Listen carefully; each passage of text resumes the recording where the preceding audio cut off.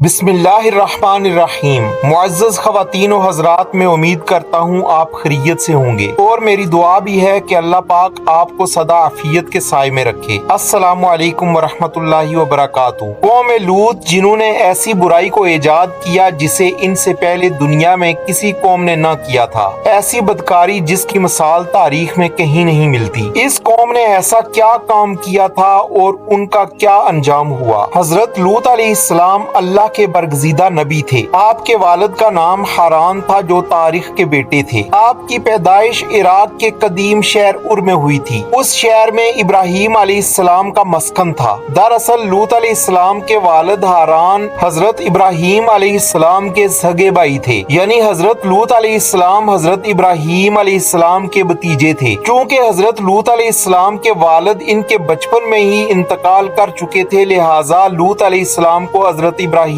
علیہ السلام نے بیٹا بنا کر پالا تھا۔ آپ حضرت ابراہیم علیہ السلام پر سب سے پہلے ایمان لانے والوں میں شامل ہیں۔ آپ حضرت ابراہیم علیہ السلام کے زمانے میں اہل سدوم کی رہنمائی کے لیے نبوت کے منصب پر فائز ہوئے۔ حضرت لوط علیہ السلام کے بہت سارے معجزات تھے۔ آپ جس وقت بارش کے لیے دعا کرتے تھے تو آسمان بادلوں سے بھر جاتا اور خوب بارش ہوتی تھی۔ حضرت لوط علیہ السلام جس پتھر پر سر رکھ کر سوتے، اس پتھر پر آپ کے سر مبارک کا نشان بن جاتا۔ سدوم وہ علاقہ تھا جہاں لوط علیہ السلام مبعوث فرمائے گئے۔ سدوم کے آس پاس 5 نہایت ہی خوبصورت شہر آباد تھے، جن میں سے ہر ایک کی آبادی 1 لاکھ نفوس سے زیادہ تھی۔ یہ علاقے نہایت ہی سرسبز و شاداب اور قدرت فیاضی کا حسین شاہکار تھا۔ یہاں باغات کی کثرت تھی، لہلاتی کھیتیاں یہاں کی ضرورت سے کہیں زیادہ تھی۔ اردن، شام اور اسرائیل کے درمیان بسا ہوا یہ علاقہ نہایت ہی زرخیز تھا۔ وہاں طرح طرح کے اناج، پھل، میوے بکثرت پیدا ہوتے تھے اور یہی وجہ تھی کہ اس کے آس پاس کے بستیوں کے لوگ بھی اپنے معاشی اور غذائی ضرورت کے لیے ان بستیوں کی طرف آتے تھے۔ مگر یہ بات اہل سدوم کے لوگوں کو بالکل بھی پسند نہ تھی۔ ان کے خیال میں ان کی بستیوں میں پیدا ہونے والے پھلوں، اناجوں اور سبزیوں پر صرف انہی کا حق تھا۔ وہ نہیں چاہتے تھے کہ بستیوں کے لوگ ان کے علاقے میں آئیں۔ ایک دن سدوم کے لوگ اس بات پر غور و فکر کر رہے تھے کہ باہر سے آنے والے لوگوں کو یہاں آنے سے کیسے روکا جائے کہ ابلیس ایک بزرگ کی شکل میں ان کی محفل میں آیا اور کہا،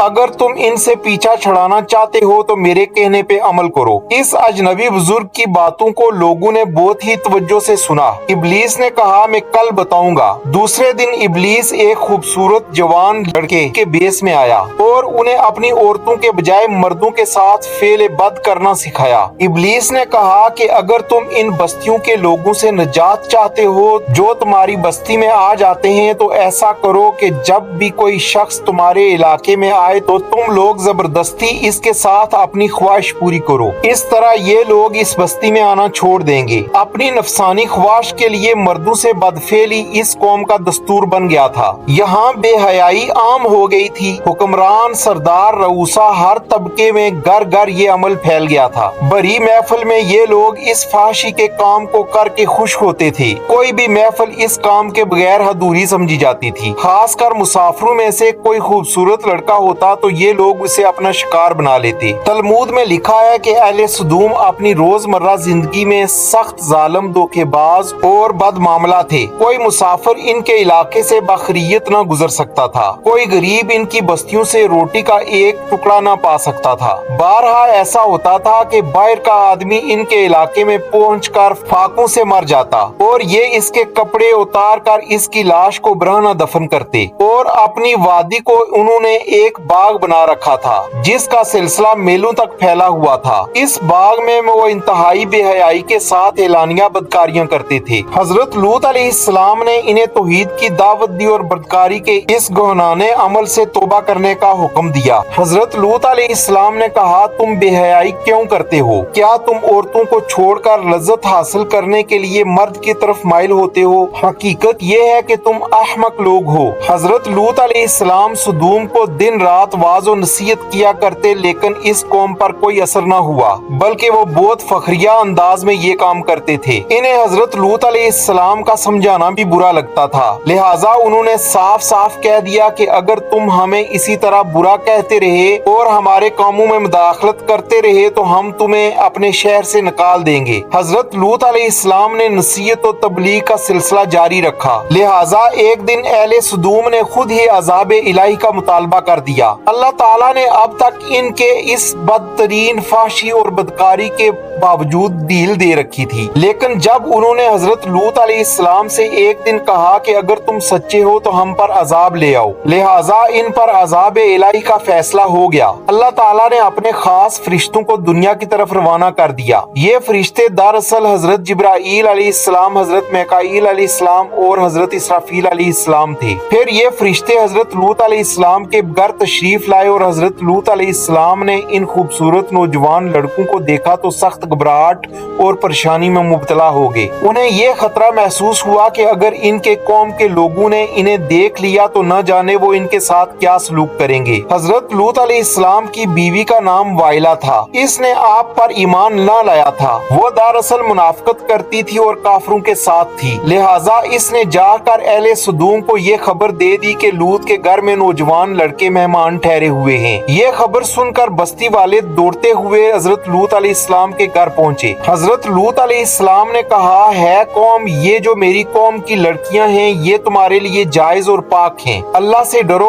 और मुझे मेरे मेहमानों के सामने रुसवा ना करो। क्या तुम में से कोई भी शाइस्ता आदमी नहीं? हजरत लूत अलैहिस्सलाम की बात सुनकर वो लोग बोले, तुम बखूबी वाकिफ हो कि हमें तुम्हारी कौम की बेटियों से कोई हाजत नहीं और जो हमारी असल चाहत है उससे तुम बखूबी वाकिफ हो। कौम लूत के इस बेशर्माना जवाब से अंदाजा लगाया जा सकता है कि वो फेल बद में किस हद तक मुब्तला हो चुके थे। जब हजरत लूत अलैहिस्सलाम की कौम इनके घर की तरफ दौड़ती हुई आई तो हजरत लूत अलैहिस्सलाम ने घबराकर दरवाजे बंद कर दिए और इन नौजवानों को एक कमरे में छुपा दिया। इन बदकार लोगों ने आपके घर का घेराव किया हुआ था और इनमें से कुछ घर की दीवार पर चढ़ने की कोशिश कर रहे थे। हजरत लूत अपने मेहमानों की इज्जत के ख्याल से बहुत ज्यादा घबराए हुए थे। फरिश्ते ये सब मंजर देख रहे थे। जब उन्होंने हजरत लूत अलैहिस्सलाम की बेबसी और परेशानी का ये आलम देखा तो हकीकत से पर्दा उठाते हुए यूं फरमाया, है लूत, हम तुम्हारे रब के भेजे हुए फरिश्ते हैं। ये लोग हरगिज तुम तक नहीं पहुंच सकेंगे। अभी कुछ रात बाकी है तो अपने घर वालों को लेकर चल दो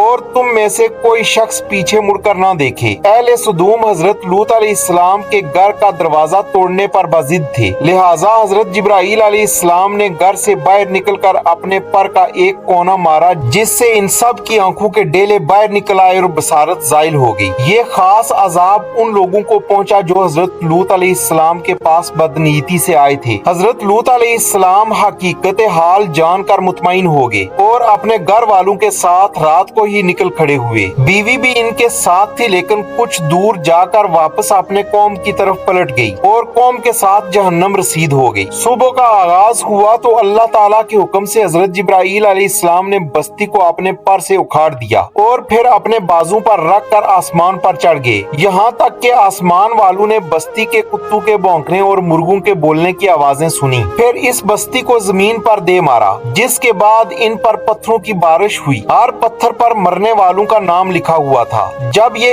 पत्थर इनको लगते तो सर पाश पाश हो जाते। सुबह सवेरे शुरू होने वाला ये अजाब इशराक तक पूरी बस्ती को निस्तो नाबूद कर चुका था। कौम लूत की इन खूबसूरत बस्तियों को अल्लाह ताला ने इंतहाई बदबूदार और स्याह झील में तब्दील कर दिया, जिसके पानी से रहती दुनिया तक कोई फायदा नहीं उठाया जा सकता। समंदर के इस खास हिस्से में कोई जानदार मछली, मेंढक वगैरह जिंदा नहीं रह सकते। इसीलिए इसको डेड सी यानी बहरे मर्दार कहा जाता है, जो इसराइल और उर्दन के दरमियान वाक़या है। माहिरीन ने 10 सालों की तहकीक और जुस्तजू के बाद इस तबाहशुदा शहर को दरियाफ्त किया था। तहकीकात से पता चला था कि इस शहर में जिंदगी बिल्कुल खत्म हो चुकी है। इस शहर के रास्ते और खंडरात को देखकर आर्कियोलॉजिस्ट ने ये अंदाजा लगाया था कि जब ये शहर तबाह हुआ था तो इस वक्त लोग रोजमर्रा के मामूलात कामों में मशगूल थे और यहाँ जिंदगी अचानक खत्म हो गई थी। अहले सदून जिन्हें पत्थर बना दिया गया था, इनके बुत अभी तक बहरे मर्दार के पास मौजूद हैं, जो ताक़यामत लोगों के लिए इबरत है। आज यूरोपीय ममालिक में इंसानी आजादी के नाम पर इस बदकारी की इजाजत इजाजत दी जाती है और इस फाहिश अमल को फख्र समझा जाता है, मगर हकीकत ये है कि हम जिन्स परस्ती बिल्कुल फितरत के खिलाफ है, जिससे इंसानी माशरा तबाह व बर्बाद होता है। रवायतों के मुताबिक एक मर्तबा हजरत सुलेमान अलैहिस्सलाम ने शैतान से पूछा कि अल्लाह के नजदीक सबसे बदतरीन अमल क्या है। इब्लीस बोला, जब मर्द मर्द से बदफेली करे और औरत औरत से अपनी ख्वाहिश पूरी करे। हजरत इब्ने अब्बास से रवायत है कि रसूलुल्लाह सल्लल्लाहु अलैहि वसल्लम ने फरमाया कि